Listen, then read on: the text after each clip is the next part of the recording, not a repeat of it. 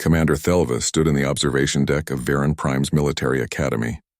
His silver skin reflected the light from the three suns outside. He was a Varani, a species known across the galaxy for their warrior tradition. His people had fought in wars for thousands of years. They understood honor. They understood courage. Or so he thought. Below him, a new class of officers trained in the simulation rooms. Among them were humans, small creatures from a planet called Earth.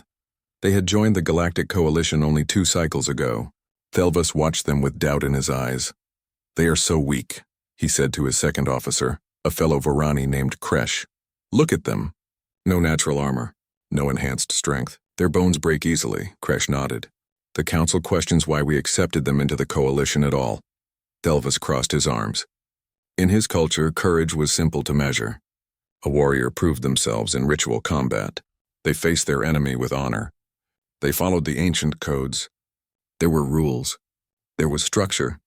This made sense to him. A human officer walked past them in the corridor. He was shorter than Thelvas by 2 full heads. His name badge read Jiho. The human nodded politely and continued on his way. "Did you hear about the simulation yesterday?" Kresh asked. "That human Jiho, he failed the Calthon scenario."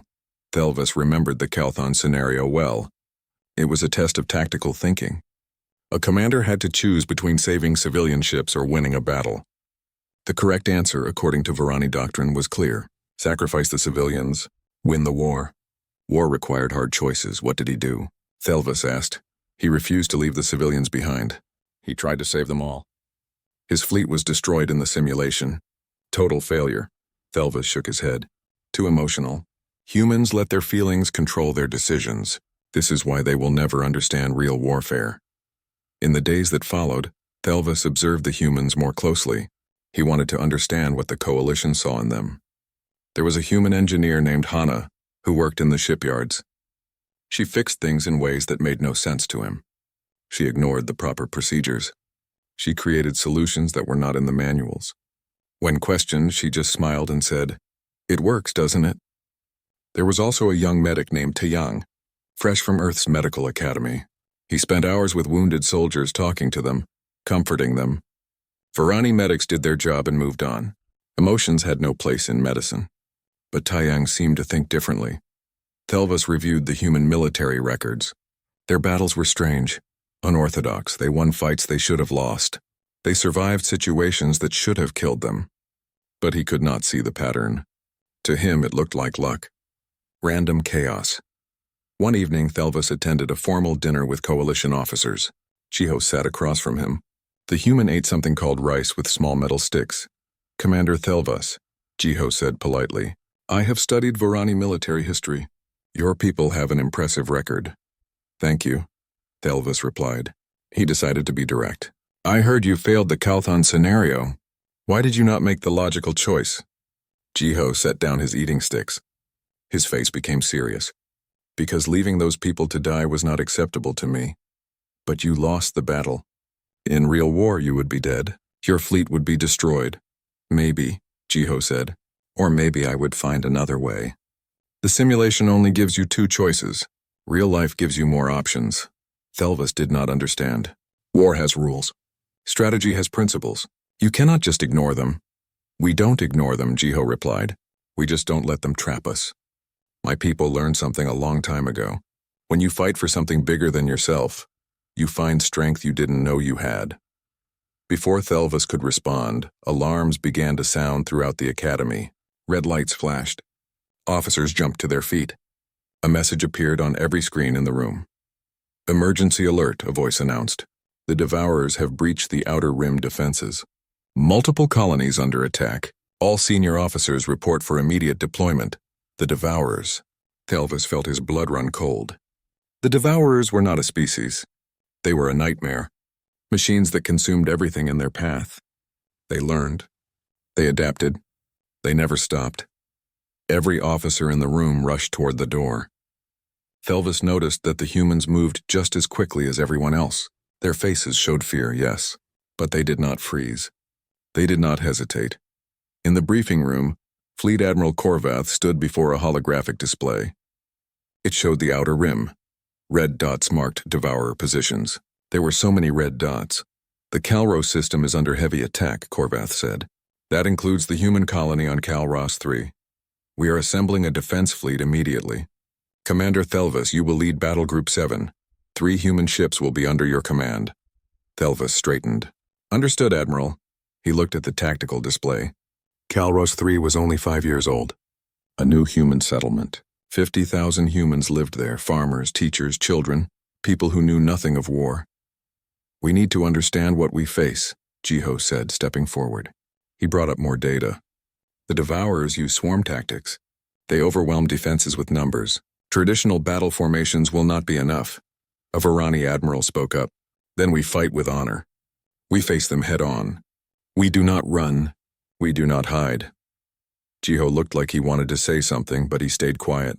Thelvis noticed the humans' hands were clenched into fists. The briefing continued for 2 hours. Battle plans were made. Ships were assigned. Thelvis would command a battle group of 12 vessels. 3 were human ships, the Indomitable, the Defiant, and the Horizon. He had never worked with human crews before. As the officers left the briefing room, Hana approached him. The engineer looked worried. Commander, she said, please listen to our captains when we get there. The Devourers are not like other enemies. The old ways of fighting will not work. The Varani have fought wars for 5,000 years, Thelvis said coldly. We know courage. We know honor. We will fight as we always have. Hana looked at him with sad eyes. I hope courage and honor are enough. I really do. Thelvis boarded his flagship, the Crimson Blade. His crew prepared for immediate departure. Through the viewport, he could see the human ships taking position in the formation. They looked small compared to the Varani vessels. Fragile. All ships ready for hyperspace jump, his navigation officer reported. Thelvis sat in his command chair. He thought about courage, about honor, about what made a true warrior. He had spent his entire life believing he knew the answers to these questions. Take us to Calros, he ordered. The fleet jumped into hyperspace. In 8 hours, they would reach the battle. Thelvis did not know it yet, but everything he believed about courage was about to be challenged. The humans would teach him a lesson he would never forget. The fleet dropped out of hyperspace at the edge of the Calros system. What Thelvis saw made his throat tighten. The system was burning. Devourer ships filled the space like a swarm of insects. Thousands of them. They moved in patterns that seemed random but were not.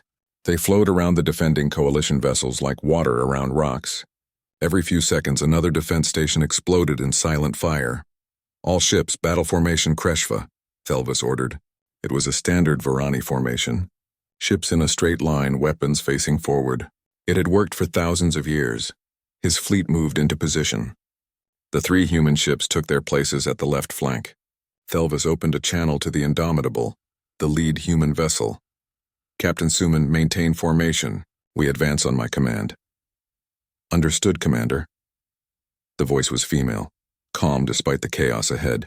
But sir, I recommend we consider alternative tactics. The Devourers will maintain formation, Captain. We fight with honor. There was a pause. Yes, sir. The Devourers noticed the new fleet. Hundreds of their ships broke away from the colony attack. They rushed toward Thelvis's battle group like a wave of metal death. All ships forward. Fire at will!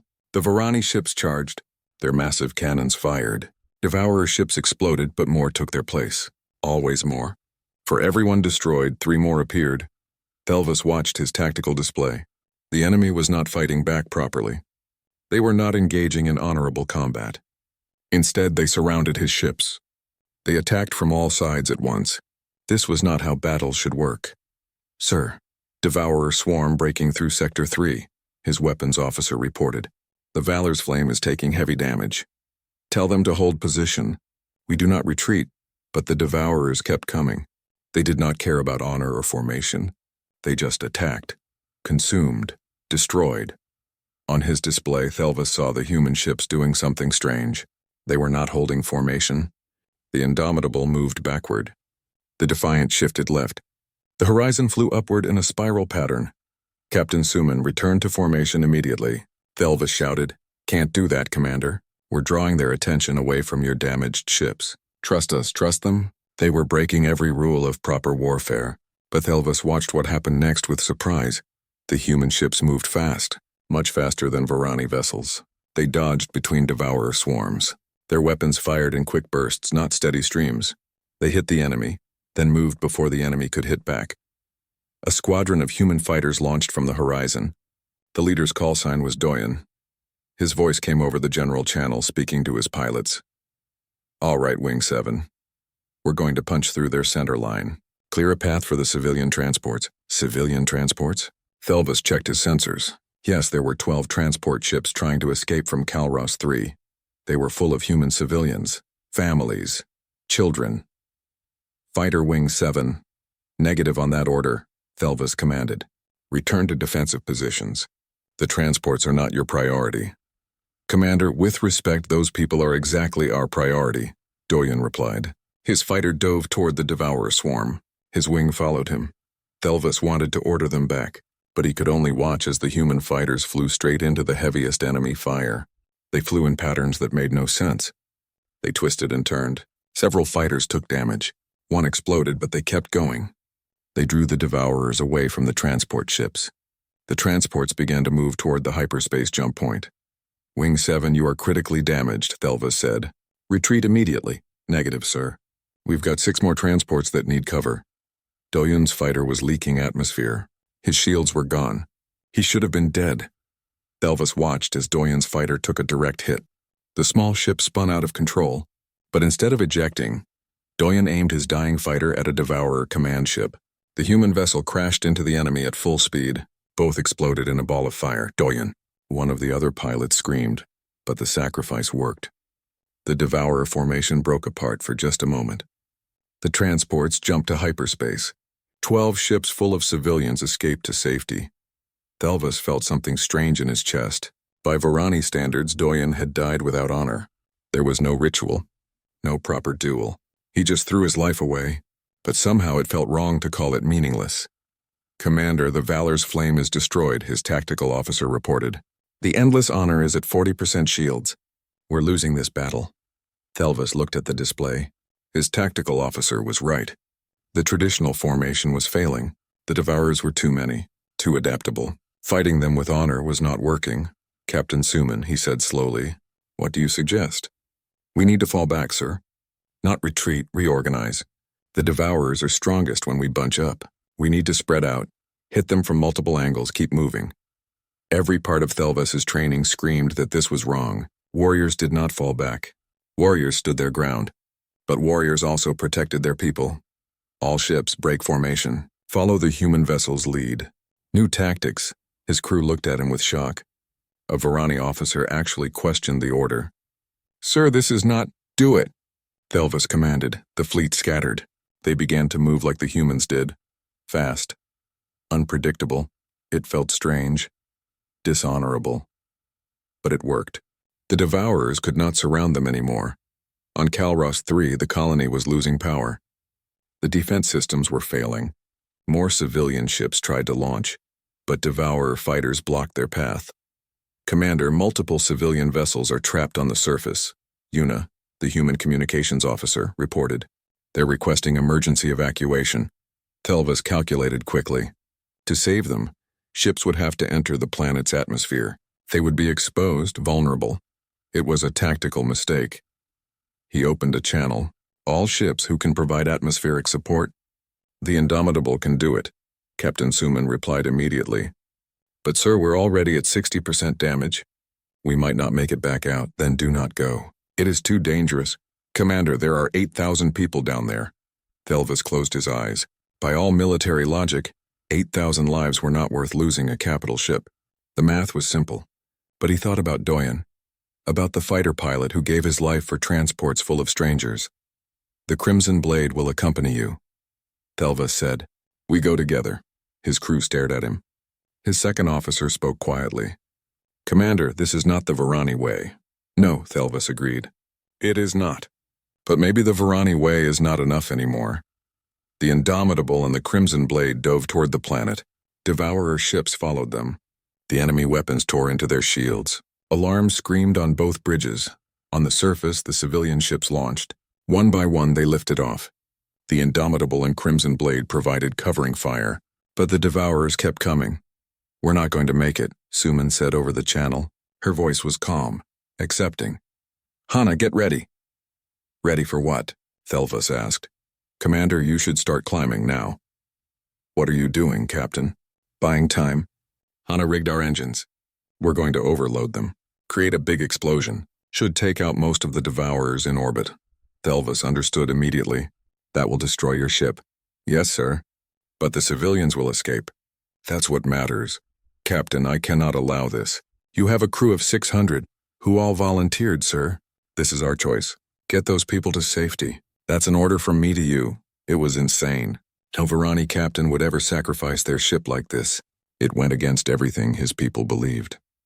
Ships were sacred. Crews were honored. You did not throw away lives without purpose, but these humans saw purpose everywhere. In every civilian saved, in every transport that escaped. They found meaning in sacrifice. Captain Suman, Thelvas began. It's okay, Commander. Really, just remember us.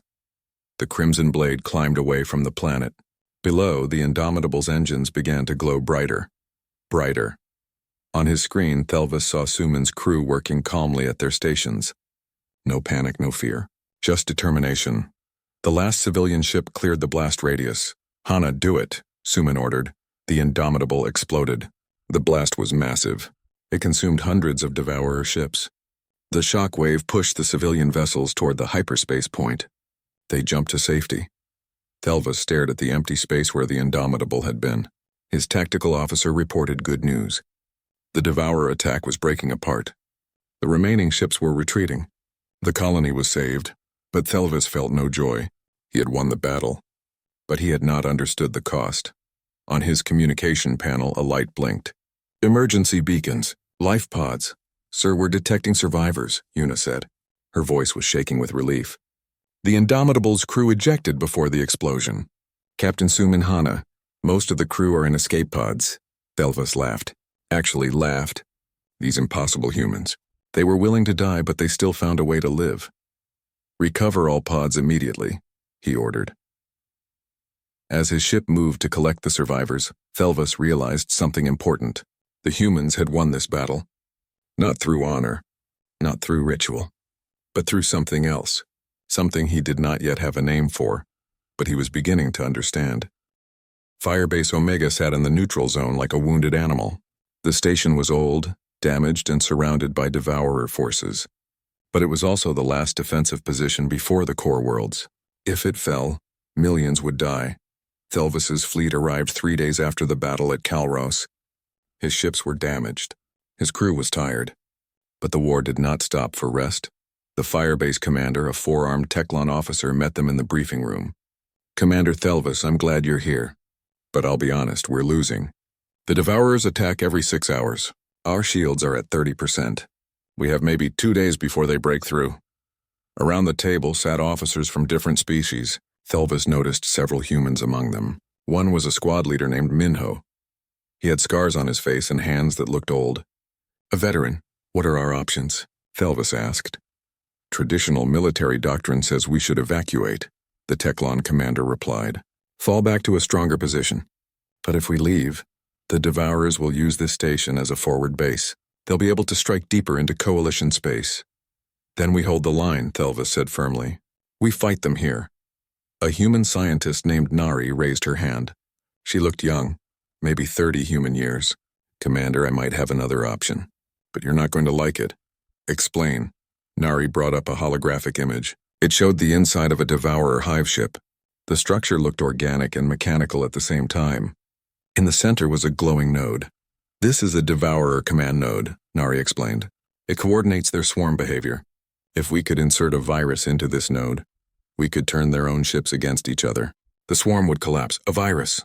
Thelvas leaned forward. How would we deliver it? Minho spoke up. We'd have to go inside their hive ship. Get to the node. Upload the virus manually. Then get out before they realize what happened. The room went silent. Finally, a Varani officer spoke. That's suicide. It's also cowardly. We do not sneak. We do not hide.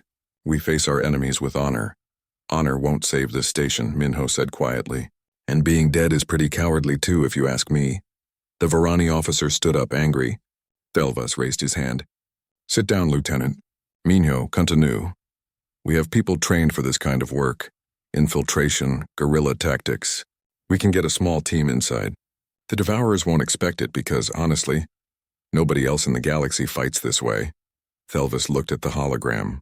Everything in his training said this was wrong. Varani warriors fought in the open. They announced themselves. They gave their enemies a chance to prepare. That was honor. But he thought about Captain Suman, about Doyun, about the strange way humans approached war. How many people would you need? Thelvis asked. A team of 6, maybe 8 to be safe. And the chance of success? Minho smiled, but it was not a happy smile. Maybe 40%. But that's better than the 0% chance we have if we just wait here for them to overrun us. An older human sat at the back of the room. His name was Hyun. He had not spoken yet. But now he stood up slowly. Commander Thelvas, may I say something? Go ahead. Hyun's voice was rough, like he had screamed too much in his life. I'm from Calros 7, or I was. The Devourers attacked my world 3 years ago. We followed proper military protocol. We fought them with honor. We held our positions. We did everything by the book. He paused. His hands shook slightly. They killed everyone. My wife, my daughter, everyone I knew. All because we fought the way we were supposed to. Because we followed the rules. Hyun looked directly at Thelvis. I learned something that day, Commander.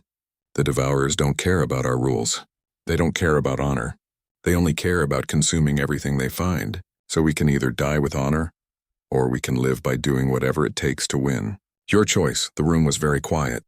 Thelvis thought about his own people, about the thousands of years of warrior tradition, about the codes and rituals that defined what it meant to be Varani.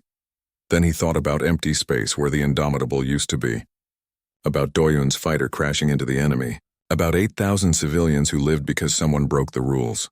Minho, prepare your team, Thelvis said. We attempt the mission in 6 hours. The Varani lieutenant protested. Sir, this is against everything we stand for. No, Thelvis replied. It's against everything we stood for. Perhaps it's time we learned to stand for something new. The planning took 4 hours. Minho's team would consist of 4 humans, 2 Varani volunteers, and 1 Teclon engineer. They would use a stealth shuttle to approach the hive ship. The shuttle would pretend to be debris from a destroyed vessel. Thelvis wanted to lead the mission himself, but Minho argued against it. Commander, you're too important. If you die, the whole defense falls apart. Let us do what we do best, but Thelvis insisted. My people need to see that I am willing to do what I ask of them. I am coming. At the last minute, Taeyang volunteered. The young medic stepped forward. You'll need medical support. I'm going. You're a medic, not a soldier, Minho said. Exactly.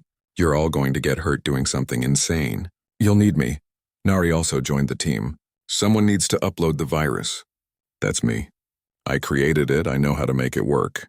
As the team prepared, Yuna set up a communication system. She would stay on the firebase and maintain an open channel to the infiltration team. I'll be your eyes and ears, she explained. When things go wrong, and they will, I'll talk you through it. The stealth shuttle launched during a Devourer attack.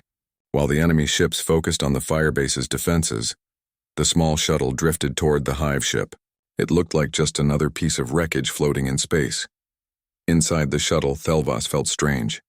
He wore light armor, not the ceremonial battle plate of a Varani commander. He carried a small weapon, not a traditional blade. Everything felt wrong, dishonorable. Minho noticed his discomfort. First time sneaking around? Yes, my people do not approve of stealth. Why not? Because it lacks honor. A warrior should face their enemy openly. Minho checked his weapon carefully. Commander, can I tell you something? Courage isn't about how you fight. It's about why you fight. Right now, we're sneaking around in the dark because that's what saves lives. That's honorable enough for me. The shuttle reached the hive ship. The exterior was covered in strange material that looked like metal bones. The team found an entry port and cut through it carefully. One by one, they slipped inside. The interior of the hive ship was a nightmare. Organic tubes connected to mechanical systems. The air smelled like oil and rot. Strange sounds echoed through the corridors. The Devourers were not just machines. They were something worse, a corruption of both life and technology. Stay quiet, Minho whispered. Move carefully. The Devourers can sense vibrations. They moved through the ship for 30 minutes. It felt like hours. Several times Devourer drones passed within meters of them. The team hid in alcoves, holding their breath, waiting. Thelvis watched Minho move. The human showed fear. Thelvis could see it in his eyes, in the way his hands shook slightly. But Minho kept moving forward. He pushed through the fear. That's courage, Thelvis realized, not the absence of fear. But action despite it. They reached a large chamber. In the center was the command node, exactly as Nari had predicted. It pulsed with sickly light. Cables connected it to the entire ship. "I need 5 minutes," Nari said. She moved toward the node with her equipment. But alarms suddenly screamed. Lights flashed red. The Devourers knew they were there. "Contact," Minho shouted. Devourer drones poured into the chamber from every entrance. The team opened fire. Thelvis fought beside them. It was not the clean, honorable combat he was trained for. It was chaos, desperate, ugly, but necessary. "Nari, how long?" Minho yelled. 3 minutes. A Devourer drone lunged at Thelvis from the side. He did not see it. But Minho did. The human threw himself in front of Thelvis. The drone's blade caught Minho across the chest. He fell, bleeding. Thelvis killed the drone with one shot. Then he dropped to Minho's side.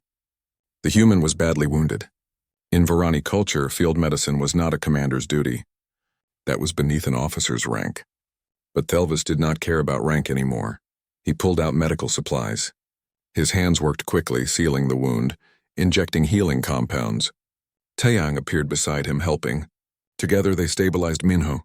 2 minutes, Nari called out. She was still working at the node, even as weapons fire filled the chamber around her. More Devourers came. The team was running out of ammunition. Hyun took a hit in the leg but kept fighting. "One of the Varani volunteers fell dead. Yuna," Thelvis said into his communicator. "We need extraction in 90 seconds. Working on it, Commander. The shuttle is on its way, but you're going to have to get to the surface port yourselves." 1 minute, Nari shouted. Her fingers flew over her equipment. Thelvis looked around the chamber, at the humans fighting beside him, at Minho wounded but alive, at Taeyang treating injuries while dodging enemy fire, at Nari working calmly with death all around her. These people were terrified. He could see it, but they did not run. They did not give up. They pushed through their fear because something was more important than being safe. Something was more important than their own lives. Upload complete. Nari grabbed her equipment and ran toward the exit. The team fought their way back through the corridors. The news reached the fleet 6 days later. The Devourers were moving toward Earth. Not a small force. Not a raiding party, everything, the entire Devourer armada. Millions of ships. All heading for humanity's homeworld. Thelvis sat in the Emergency Coalition Council meeting. The holographic chamber was filled with representatives from every member species. The mood was dark. "We cannot defend Earth," the Teclon High Commander said bluntly. "The numbers are impossible. Humanity has only one primary world. If we commit our forces there, we risk losing everything." A Varani admiral agreed. "The strategic choice is clear. We evacuate as many humans as possible. We fall back to the core worlds. We establish a new defensive line." Thelvis listened as officer after officer agreed. The math was simple. Earth could not be saved. It was logical to retreat. Admiral Sora appeared on the human channel. She looked tired. So very tired. "We understand your position. We will not ask you to die for us. But humanity will not evacuate. Earth is our home. We stand. You'll die," the Teclon commander said. "All of you. For nothing."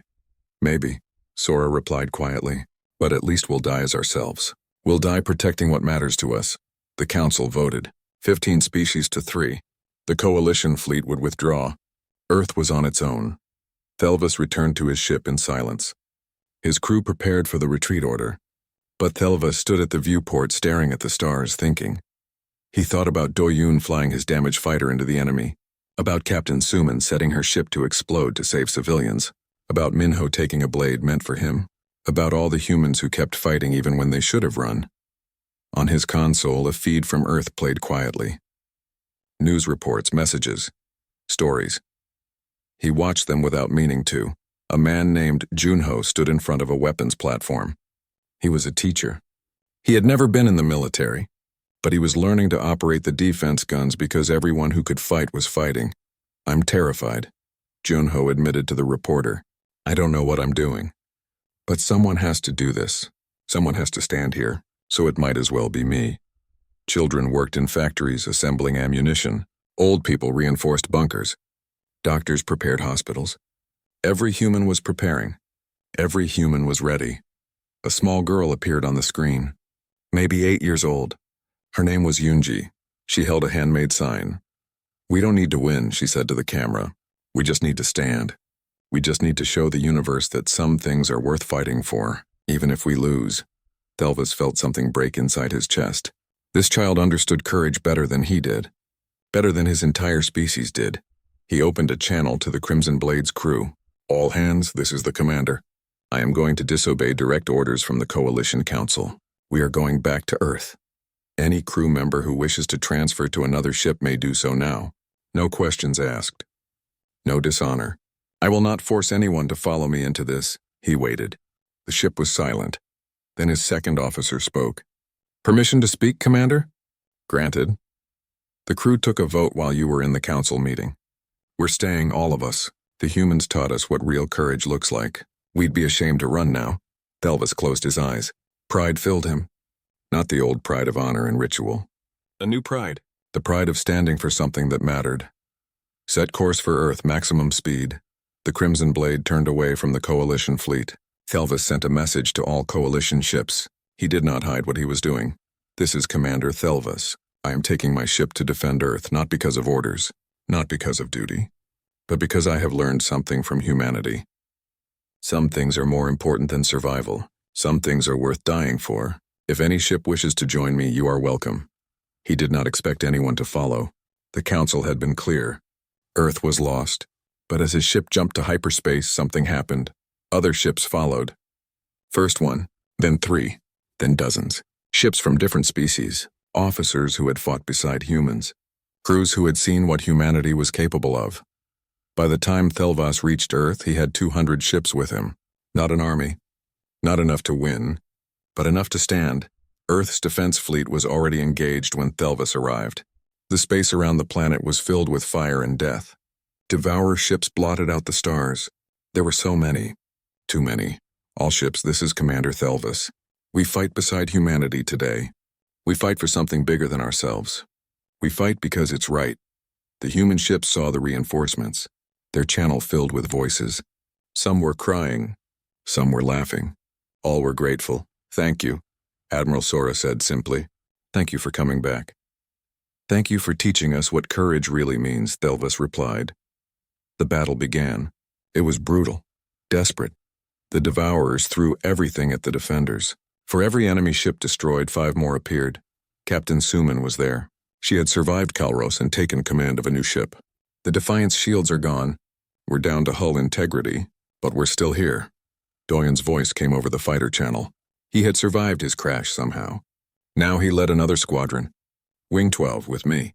"We're going after their command carriers, even if we don't make it back." On the planet's surface, the Devourers began landing. Ground forces pushed toward cities. Millions of humans prepared to fight in the streets. Thelvis watched the tactical display. The math was clear. They were losing. Slowly but surely they were being overwhelmed. "Commander, I'm reading massive structural damage to the Crimson Blade," his engineer reported. "We've lost 70% of our weapons. Life support is failing in 6 sections. Keep fighting," Thelvis ordered. Below, he could see defense stations exploding. The planetary shield was collapsing. Devourer ships were getting through. Nari's voice came over the science channel. "I have one more virus. One more chance to disrupt their swarm. But I need to broadcast it from the surface. From the main communications array in New Sol. Can you reach it?" Sora asked. "Maybe. If I can get through the Devourer ground forces." "I'll get you there," Minho said. He was recovered enough to fight again. "My team will escort you." Thelvis wanted to object. It was suicide. The Devourers controlled that sector. But then he realized that's what humans did. They attempted the impossible because someone had to try. On his screen, he saw footage from New Sol. Junho, the teacher, was still at his defense gun. His hands were shaking. His face was covered in dust and blood. But he kept firing. Kept fighting. "I'm so scared," Junho said to someone off camera. "But I can't stop." "If I stop, who will?" The ground battle raged. Minho's team fought through streets filled with Devourer drones. Nari carried her equipment running between cover. Yuna stayed on comms, guiding them through the chaos. Left. 3 drones at your left, Yuna shouted. The team turned and fired. They were getting close. The communications array was only 2 blocks away. In space, more ships fell. The Defiant took a direct hit. Suman's voice cut through static. This is Suman. The Defiant is finished. But we're not done yet. Her ship, burning and dying, accelerated toward a Devourer command carrier. Just like before. Just like Kalros. She would give everything to take one more enemy ship with her, but this time Thelvas would not let her die alone. Crimson Blade. Match the Defiant's course. We go together. His crew did not hesitate. The massive Varani flagship turned and followed the Defiant on its final run. 2 ships, 1 human and 1 Varani, flying side by side toward certain death. Commander, you don't have to do this, Suman said. Yes, I do. You taught me that courage means standing beside those who need you, even when it's impossible. Especially when it's impossible. The 2 ships struck the Devourer carrier simultaneously. The explosion was massive. It tore a hole in the enemy formation. Thelvas felt the Crimson Blade shaking apart. Emergency system screamed. But he smiled. He had learned what real courage was. He had learned it from the humans. All hands abandon ship, he ordered calmly. Escape pods now, the crew evacuated. Thelvas was the last to leave. As his pod ejected, he looked back at his flagship. The ship that had carried him through 100 battles. It was burning, dying. But it was dying for something that mattered. On the ground, Nari reached the communications array. Devourer forces surrounded her position. Minho's team fought them off, but there were too many. Nari, upload the virus, Minho shouted. He was wounded again. They all were. Nari's hands flew over the controls. The virus would broadcast to every Devourer ship in the system. It would corrupt their command structure. But it would take time. Time they did not have. 30 seconds, Nari said. A Devourer drone broke through the perimeter. It moved toward Nari, its blade raised. Hyun stepped between them. The old veteran took the hit meant for her. He fell, but he smiled. Finish it, kid. Make it count. 20 seconds. More Devourers came. Taeyang fought beside Minho, the young medic who had never wanted to be a soldier. He fired his weapon with tears running down his face. 10 seconds. The defense line collapsed. Devourer drones poured into the communications building. Minho grabbed Nari and pulled her behind cover. Upload it. Do it now. Nari pressed the final command. The virus spread across the system. Every Devourer ship received it. Every drone. Every command node. And one by one they began to fail.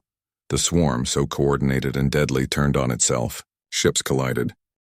3 months after the Battle of Earth, Thelva stood before the Varani High Council. The chamber was ancient, carved from black stone that had witnessed 5,000 years of warrior tradition. Today, that tradition would judge him. The charges were serious. Disobeying direct orders, abandoning his post, breaking formation, destroying a coalition flagship. Each crime carried severe punishment. Together, they meant exile, dishonor, the end of everything he had been. Thelva stood straight. He wore simple armor, not the decorative plate of a commander. He had no ship, no rank, nothing but his conviction. Commander Thelvas, the council leader, spoke. You have violated every code we hold sacred. You abandoned honor for chaos. You followed alien ways instead of Varani tradition. How do you answer these charges? I accept all of them, Thelvas said calmly. I broke your rules. I ignored your orders, and I would do it again. Murmurs filled the chamber. A Varani warrior did not speak this way to the council. You admit your guilt? The council leader seemed surprised. I admit my actions. Whether they are crimes or not, that is for you to decide. But I will not apologize for them.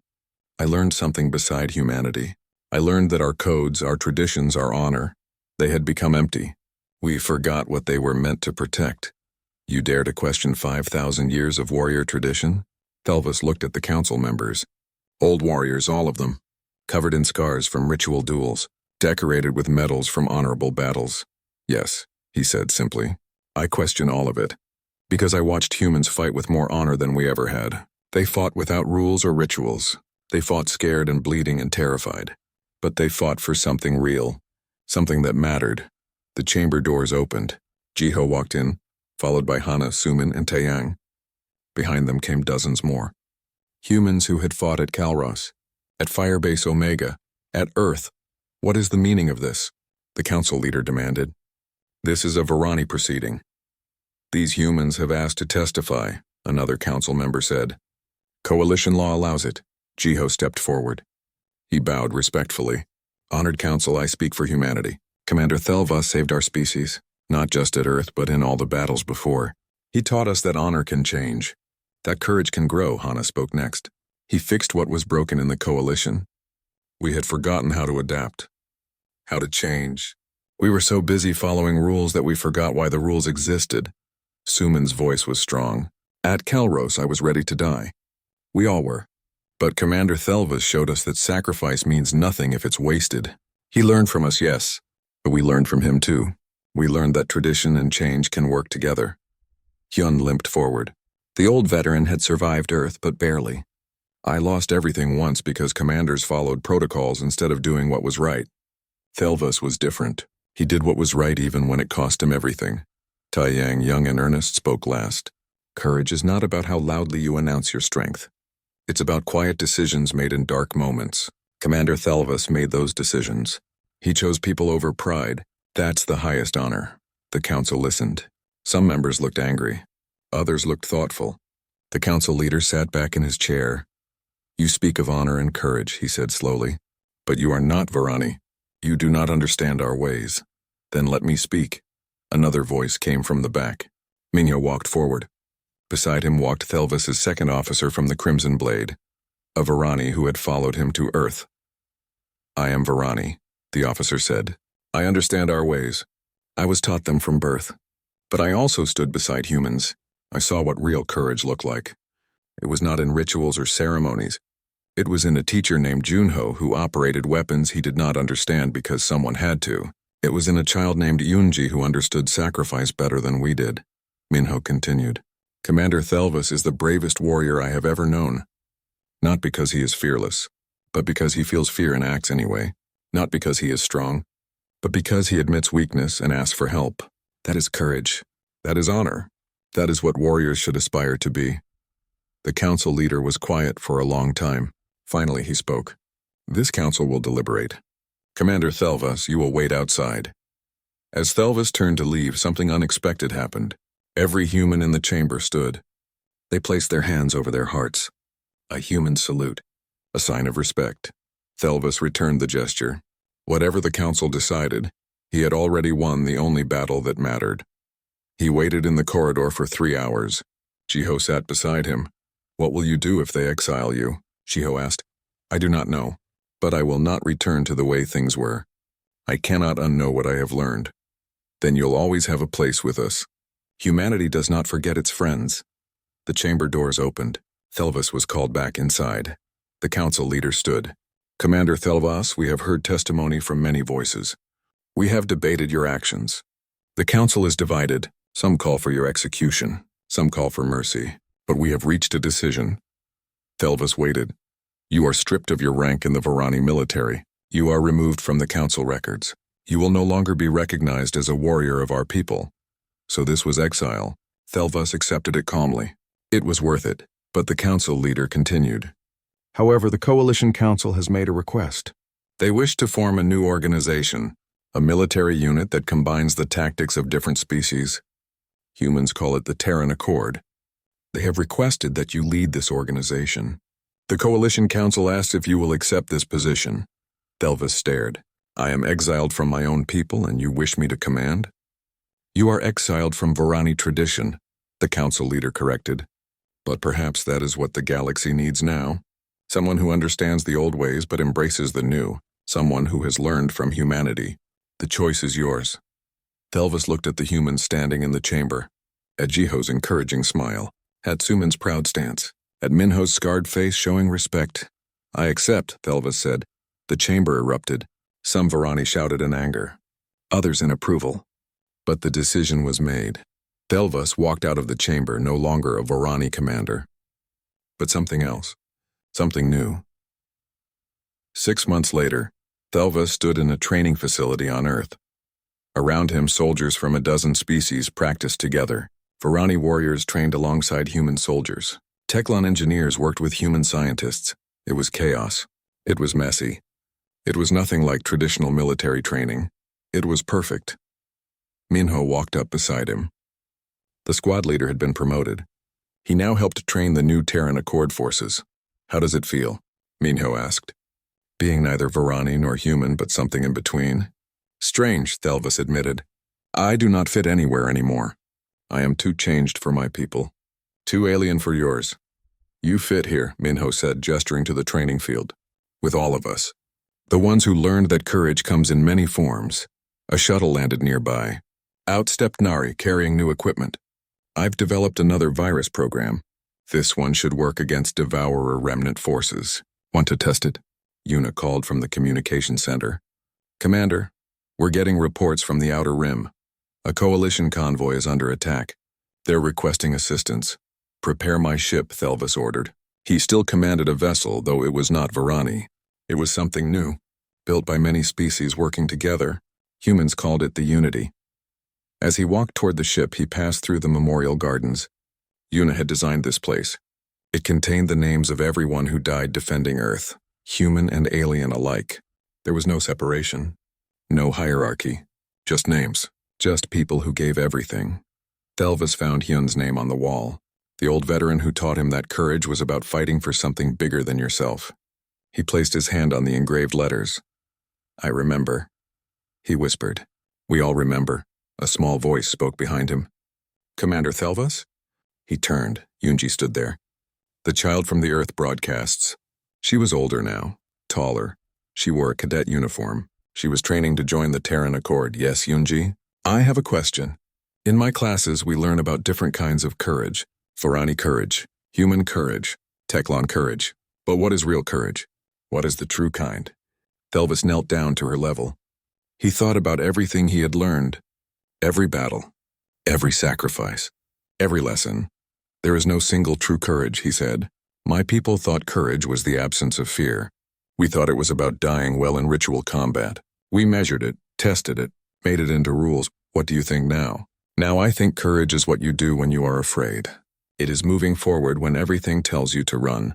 It is standing beside others even when you could save yourself. It is admitting you were wrong and trying to be better. Unji thought about this. So courage is different for everyone? Yes, but it is also the same. Because real courage, true courage, is always about the same thing. It is about caring for something more than you care about yourself. It is about making the hard choice because it is the right choice. That is what humanity taught me. My mother says you were the bravest warrior at the Battle of Earth. Thelvis shook his head. No, I was just someone who learned from the bravest warriors. I learned from humans like Doyen, who flew his fighter into the enemy to save strangers.